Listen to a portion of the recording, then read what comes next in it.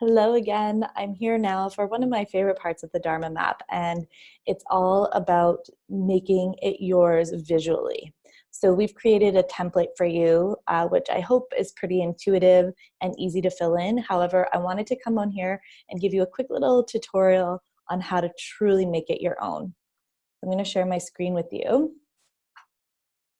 And I don't know about you, but for myself, I am like a completely visual person. So this part's really important and near and dear to me to getting excited about my Dharma map. So let's get started here. So once you pull up the template, this is what you'll see. I like to make it bigger. You can see here in the bottom right, it's only at a 51% zoom. I kind of like to go up to a 75 just to make it a bit bigger on my screen. You can also close this little arrow just to make it more spacious. Totally not necessary, but up to you. So the why behind giving you kind of like the bare bones is to give you the space to be able to personalize it. And so let's get started with that.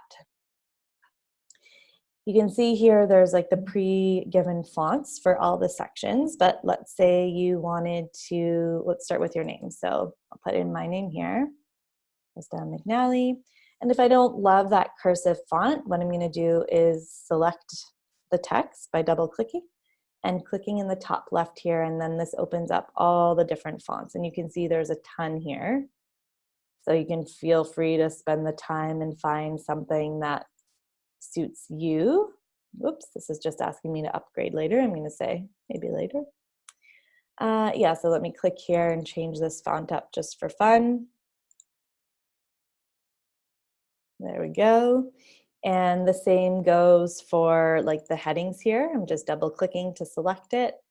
And then perhaps I want to change it to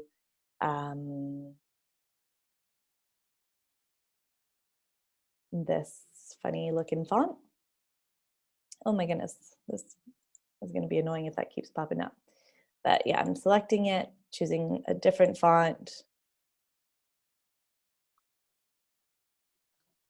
And so if this happens, see that font is just bigger than the original one. So then you can play with the font size, which is just up here. It's at 35. So if I make it to 32, no, that still doesn't fit. So maybe I'll try 28, and there we go. That's fitting in. So just totally making the font something that suits you and what you like. The next part that I love is the picture. So you can see this little sky and grass placeholder for a photo is where you're going to put your own. So for this picture, actually let's start with the background picture. For the background picture, you can choose anything you want. So take some time, go through your photos, and when you know what you want to do, you click upload on the left here. And I'm going to go upload an image or video. And I already chose one and saved it to my desktop. So when I go to my desktop, I see this picture of me here. It's on a recent hike I did. And I just love like the clouds and I'm in it. So it makes it a little special. And this little bar just shows that it's uploading. And so once it's uploaded, I'm going to click on it and drag it over to the template. And you can see it's kind of like flashing around. Okay, so there it's in the background. That's not where I want it. And here it's in the right area. However, you can see that white circle kind of disappeared.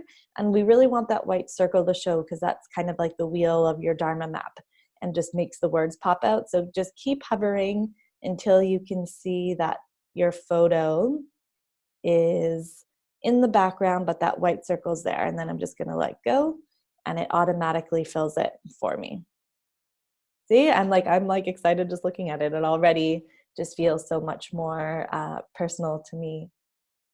And then in this little circle where it says add photo here, you can add a photo of yourself. So you can see here, these are my uploads in Canva. I already have a ton of photos. Here's one of me that I really like. So I'm just going to, same thing, drag it over into that little circle and then let go. And then click that text that says add photo here and just delete it.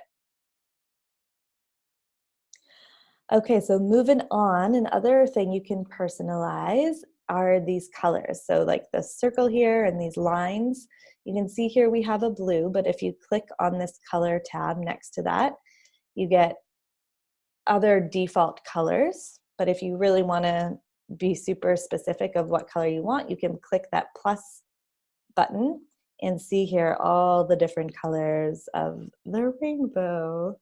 So how about for this one, I'm going to choose a bright pink. Just, oops. Okay, you can see there that that changed the circles. That's not really what I wanted. I wanted to change the background of the blue. So I'm going to hit Control Z, or alternately you can undo with this button here. And that reverts it back to the white circles. So I'm going to try again and try to get the actual circle. Oh, I see what happened. So I think that when this button actually represented the circles, whereas when I click the blue, that's for the circle. So now I'm going to go in there and change that to a pink. Yeah, there we go. Want it a bit like more vibrant. So there we go. So yeah, that's how you do that. And then let's say you wanted the lines to be the exact same color as your circle. You can see that the pink I selected, it automatically remembered in Canva. So I can just go ahead and click those lines and select that. And then my colors are changed. The other important thing to remember here is that we have a little tab for last updated. So it's super important to put when you update it here, just so you know, so you have a frame of reference.